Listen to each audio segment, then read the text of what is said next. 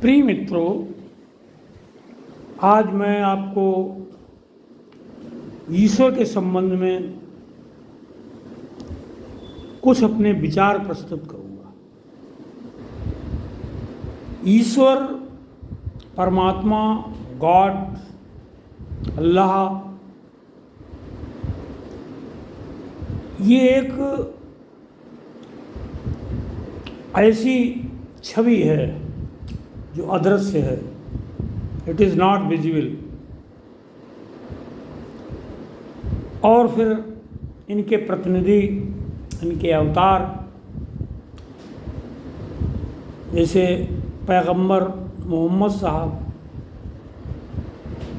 श्री कृष्ण,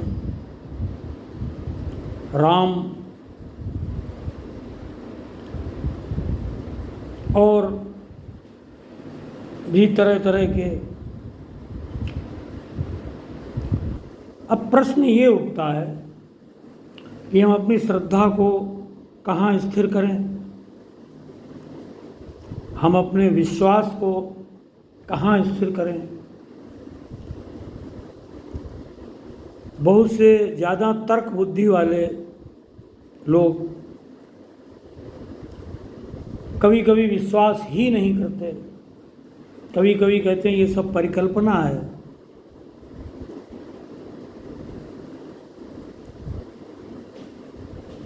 और एक अंदर से संपूर्ण विश्वास नहीं होता। यदि परमात्मा में संपूर्ण विश्वास होता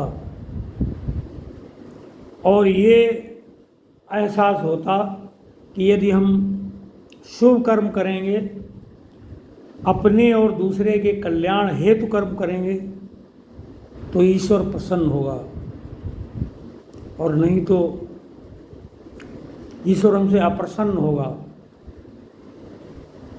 हमें दुख भोगने पड़ सकते हैं। ऐसा विश्वास कहाँ है?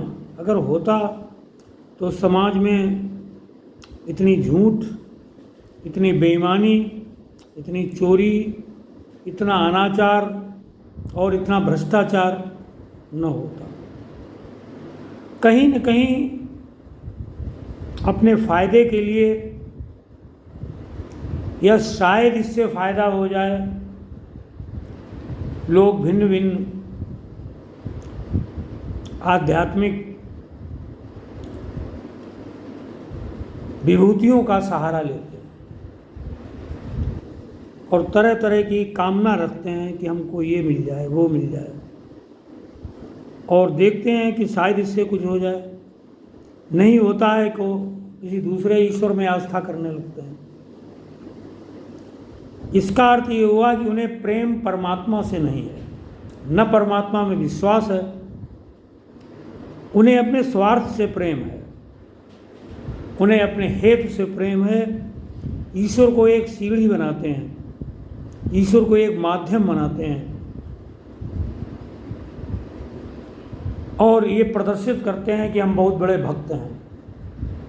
अगर बहुत बड़े भक्त होते, परमात्मा में पूर्ण विश्वास होता, तो न तो उनके अंदर अनैतिकता होती, न छल होता, न कपट होता। अब आओ इस पर विचार करें कि परमात्मा का अस्तित्व, उस अदृश्य शक्ति का अस्तित्व हम कैसे सिद्ध करें। बचपन में एक कविता हम सब लोगों ने पढ़ी है, जिसने सूरज चांद बनाया, जिसने तारों को चमकाया, जिसने फूलों को महकाया, उस ईश्वर का शीश नवाएं। कहने का तात्पर्य ये हुआ कि ये प्रकृति जो संसार के नियंत्रण में नहीं है, जो व्यक्ति के नियंत्रण में नहीं है, उसको नियंत्रित करने वाला, उसको अस्तित्व में लाने वाला और उसका स्वामी एक परम शक्ति है। अब हम अपनी आस्था के अनुसार, सुविधा के अनुसार, परिस्थिति के अनुसार कुछ भी कह सकते हैं। खुदा कहें, राम कहें, कृष्ण कहें या परमात्मा कहें। यद्यपि ये चीज़ दिखाई नहीं पड़ती, जो अपने व्यापक जिसका प्रभाव होता है वो अति सूक्ष्म भी होती है, लेकिन इसकी शक्तियाँ, इसका प्रभाव स्पष्ट दृष्टिगोचर होता है। आमतौर से आध्यात्मिक दृष्टिकोण से भी ये कहा जाता है कि इन आँखों से, कान से, नाक से, जीभ से, त्वचा से जो भी चीज़ अनुभूति हो रही है वो पंच तत्व हैं या उनके द्वारा निर्मित है। या तो हवा है, पानी है, अग्नि है, आकाश है, स्पेस, या पृथ्वी, या इन तत्वों से निर्मित वस्तु। तार्किक दृष्टिकोण से भी देखें तो ये बात बिल्कुल सही लगती है।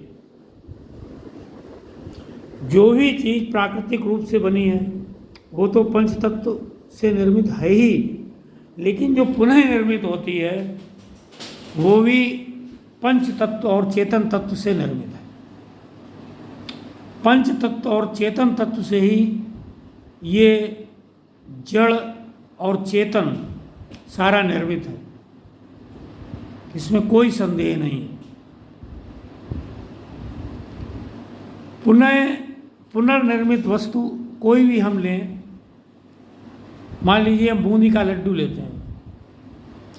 बूंदी का लड्डू चना है इसमें, और गन्ना है, मिठास गन्ना से ही आई है, पृथ्वी तत्व से आया है। हवा है, बिना हवा के विकसित नहीं हो सकता, नहीं बन सकता लड्डू, और न गन्ना और ये विकसित होगा।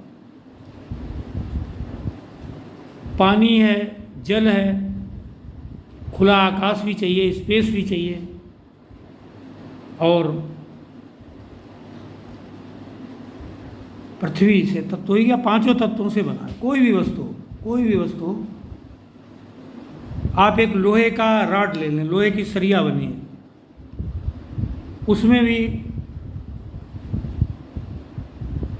पृथ्वी तत्व से तो लोहा आया है, अग्नि का भी प्रयोग है, हवा का प्रयोग भी है, पानी का भी है, और उसकी जो मशीन है उसका धुआं आसमान में जाएगा, और स्पेस भी चाहिए। और चेतन तत्व विशेषज्ञ उसको तैयार करते हैं। आप ईंट ले लीजिए जिससे मकान बनते हैं। ईंट मिट्टी पृथ्वी तत्व से आई, हवा का प्रयोग है, पानी का प्रयोग है, अग्नि का प्रयोग है, और चेतन तत्व जो ईंट बना रहे हैं वो चेतन तत्व, इन सबको मिलके उस चीज़ का निर्माण हो रहा है। तो ये तो तर्कपूर्ण बात है कि संसार में प्रत्येक वस्तु, चाहे वो कृत्रिम रूप से बनी हो चाहे वो प्राकृतिक हो, वो पंच तत्व और चेतन तत्व से ही निर्मित है। और पंच तत्व और चेतन तत्व, इसका स्रोत इस संसार में उपलब्ध नहीं है।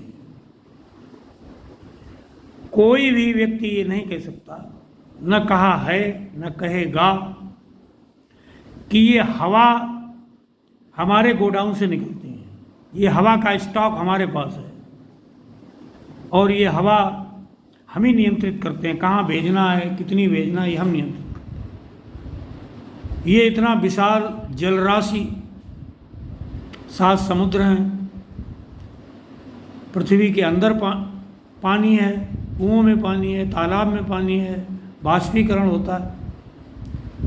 ये कोई प्राइवेट संस्था नहीं कर रही है, न कोई गवर्नमेंट कर रही है, न कोई पूंजीपति कर रहा है, न कोई वैज्ञानिक कर रहा है, न किया था, न करेगा। इसका स्वामित्व भी और नियंत्रण किसी हाथ में है। इस संसार में वो नहीं है महाराज, वो संसार से परे है जिसके हाथ में। कोई नहीं कह सकता ये सूर्य हमने स्थापित किया है अंतरिक्ष में और मैं ही इसको चार्ज करता हूँ, उसकी चार्जिंग भी नहीं होती। हजारों दसियों हजार साल से वो चमक रहा है, ऊर्जा दे रहा है, लाखों साल से प्रकाश दे रहा है। कोई ये भी नहीं कह सकता ये पृथ्वी, ये ग्रह हमने टांगे हैं, हमने स्थित किए हैं, हमारे द्वारा नियंत्रित हैं। और फिर इनका मूवमेंट भी हो रहा है, सभी में चेतना है, पृथ्वी घूम रही है स्वयं में भी और सूर्य का चक्कर भी लगा रहा है। सूर्य भी अपनी जगह मूवमेंट है, वहाँ भले ही ना घूम रहा हो लेकिन मूवमेंट है। हवा में भी मूवमेंट है, पानी में भी मूवमेंट है। स्पेस, बिना स्पेस के लाइफ इज़ नॉट पॉसिबल। आप हाथ में भी हिलाओ, हाथ भी हिलाओ तो उसके लिए स्पेस चाहिए, अगर जगह नहीं आप हाथ कहाँ हिलाएंगे? उसके बिना भी जीवन संभव नहीं। पंच तत्वों की आवश्यकता है और इनको जो नियंत्रित कर रहा है और इनका जो स्वामी है वही परमात्मा। तो इसलिए कहा जा सकता है कि पूरा संसार परमात्मा में है। जब सभी कुछ पंच तत्व और चेतन तत्व से निर्मित है और पंच तत्व और चेतन तत्व को नियंत्रित करने वाला और उसका स्वामी इस संसार में नहीं है, तो निश्चित ही वो संसार से परे शक्ति है। That is not worldly power, that is heavenly power. अब उस हेवनली पावर को हम किसी नाम से संबोधित कर सकते हैं, ऐसा मेरा सोचना है। यदि हमारा आपको ये वीडियो अच्छा लगा हो, समझ में आया हो, तर्कपूर्ण लगा हो तो अपने कमेंट दें, शेयर करें और सब्सक्राइब करें। धन्यवाद।